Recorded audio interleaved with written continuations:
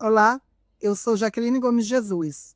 Eu sou professora de psicologia no Instituto Federal do Rio de Janeiro, docente permanente do programa de pós-graduação em ensino de história da Universidade Federal Rural do Rio de Janeiro e do programa de pós-graduação em bioética, ética aplicada e saúde coletiva da Fundação Oswaldo Cruz, a Fiocruz, aqui do Rio de Janeiro.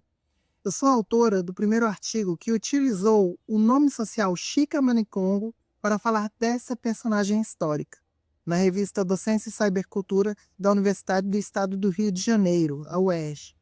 E eu vim falar para vocês sobre quem foi Chica Manicongo. Pessoal, quem foi Chica Manicongo? Chica Manicongo é um nome que nós utilizamos hoje para uma figura histórica. O pesquisador, professor, decano do movimento LGBT, como a gente chama hoje, Luiz Motti, fez uma pesquisa no século XX sobre vários personagens históricos sodomíticos. Ele é especialista em Inquisição. E esses sodomitas, que seriam pessoas que foram denunciadas à Inquisição por crimes contra a cristandade, crimes ligados a relações sexuais não reprodutivas, que eles chamavam de nefandas, como sexo anal, sexo oral, relações sexuais não reprodutivas, que inclusive incluíam pessoas heterossexuais casadas, mas que em geral só eram denunciados aqueles que a gente hoje chama de LGBT. Pessoas gays, principalmente, homens gays, e lésbicas, que eram menos denunciadas também pelos estereótipos da época sobre a sexualidade feminina, né? Então, o que acontece? Ele pesquisando sodomia e inquisição enquanto uma luta de reconstrução da memória da população LGBT brasileira, chegou nos arquivos da Torre do Tombo, que hoje são digitalizados, e vocês podem acessar o Arquivo Nacional da Torre do Tombo. Na época, ele pesquisou na própria Torre do Tombo e descobriu que tem várias personagens históricas, inclusive tem um livreto dele chamado Homossexuais da Bahia, que ele detalha esses personagens, além de listas, ele chamava de lista VIP, né? Ele encontrou um personagem que ele chamou, porque era o nome que estava no registro, nos registros da Inquisição, de Francisco Manicongo. E quem era Francisco Manicongo? O professor Wismott se deu ao trabalho de analisar e de entender que seria, como a gente chamaria hoje, como a gente chama, a primeira travesti documentada na história do Brasil. Essa história, ou seja, esse registro histórico, que vai começar com os anais da Inquisição, na primeira visitação da Inquisição ao Brasil, que foi em 1591, na cidade de São Salvador, da Baía de Todos os Santos, na cidade de Salvador.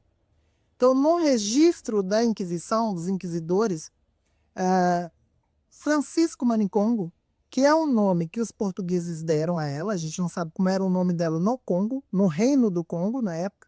Ela foi traficada, foi escravizada, já era reconhecida como quimbanda. Na cultura europeia já se entendia essa figura de forma pejorativa. Então, aquelas pessoas que nós chamaríamos hoje de LGBTs, né, lésbicas, gays, bissexuais, travestis transexuais, mas principalmente homens gays, mulheres trans, travestis, eram chamados, entendidas como quimbandas, e já entendidas como sodomitas. Então, ela foi comprada por um sapateiro, vive em Salvador, eu falo disso no meu artigo Chica Manicongo, a transgeneridade toma a palavra, e ela foi denunciada por um cristão velho, né? Ela foi denunciada por esse cristão, no processo da Inquisição, por manter as vestimentas em contraponto à sua figura masculina. Como assim? Ela não foi denunciada necessariamente por ter relações sexuais nefandas. Já se presumia que ela tinha essas relações simplesmente porque ela se vestia de acordo com o gênero com o qual ela se reconhecia, né? Ela era inclusive denominada quimbanda porque ela se vestia de forma feminina dentro da tradição do Congo, em que ela era entendida daquela forma enquanto quimbanda, naquela constituição, enquanto pessoa LGBT, ou, como a gente diz hoje, uma mulher trans, ou uma travesti. Aqui para nós hoje é uma diferenciação muito mais política, de concepção do indivíduo, do que necessariamente de uma diferença que exista de fato entre mulheres trans e travestis. Mas então, A Chica, né, que foi batizada com o nome cristão de Santo Católico Francisco, ela tinha o sobrenome Manecongo. Manecongo é uma corruptela de Moenecongo, que quer dizer soberano ou senhor do Congo. Um título que poderia indicar propriedade advinda do rei do Reino do Congo, considerando o processo de escravidão, mas que no contexto do Reino do Congo era um título nobiliárquico, era um título de monarcas do Reino do Congo, que os portugueses entendiam como reis do Congo. Então, uma pesquisa que já tem sido feita há um bom tempo, e o professor Luiz Motti ainda não encontrou outros registros de outras manicongos, né? Indica que provavelmente Chica era de origem aristocrática, né? Da monarquia, da realeza do Reino do Congo. Isso é uma discussão mais recente, porque tradicionalmente se imaginava que ela só tinha esse título por uma questão de ser uma propriedade, na visão dos escravocratas, advinda do Reino do Congo. Então a gente não sabe qual era o nome dela lá no Reino do Congo, mas ela foi trazida, batizada como Francisco Manicongo. Provavelmente pode ser que ela tenha sido uma rainha, uma monarca, alguém da aristocracia do Reino do Congo. Mas chegando aqui, ela era escravizada e foi denunciada dentro do crime de sodomia. Tá? Na época, inclusive, nas ordenações que existiam na época, que eram as ordenações manuelinas, não existia ainda o crime de travestismo. Ela foi encaixada no crime de travestismo, que vai ser criado no século seguinte, nas ordenações filipinas, que vão ser o crime de travestismo, vai ser o crime de se vestir de forma inadequada ao seu gênero, ou seja, nem existia esse crime.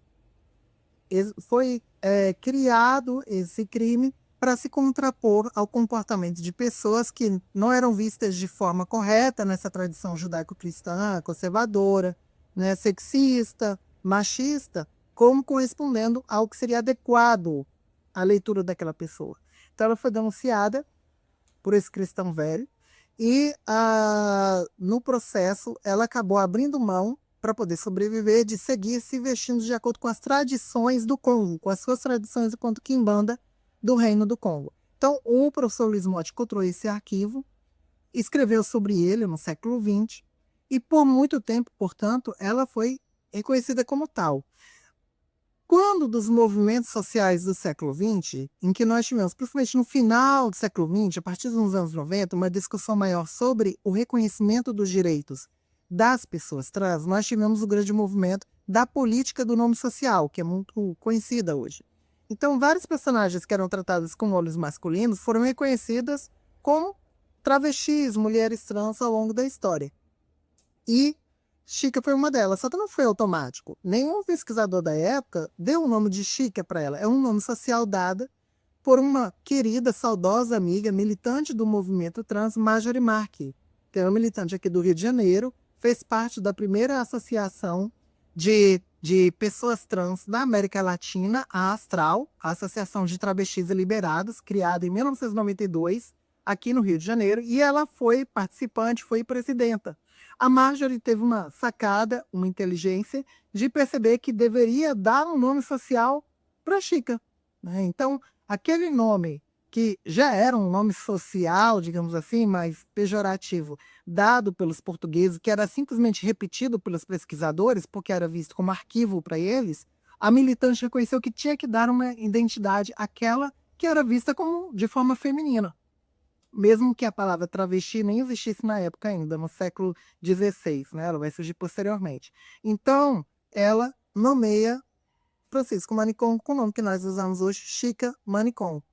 Então, quando me perguntam assim, mas como usar o nome da personagem histórica Chica? O nome dela nem era Francisco, para começar, no Congo. Então, acho que é interessante pensar, e aí, como psicóloga, o meu trabalho com a Chica não é de preocupação de só trazer a personagem, porque nós já tivemos colegas, como eu já citei, pesquisadores, que trouxeram a personagem, mas analisar como as pessoas do mundo contemporâneo, como nós, utilizamos essa período histórica para reconstruir uma memória coletiva. É isso que me interessa, meu trabalho se focou muito nisso.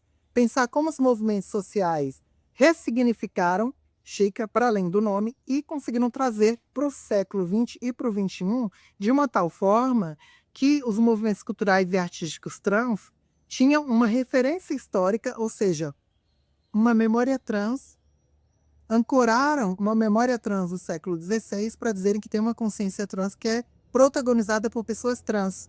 Porque um discurso comum transfóbico na nossa cultura é a ideia de que você é trans e de se você ser trans é uma invenção contemporânea, como se não tivéssemos história. Temos história coletiva, temos histórias individuais para além da história coletiva. Então, Chica e Manicongo estão nessa grande referência.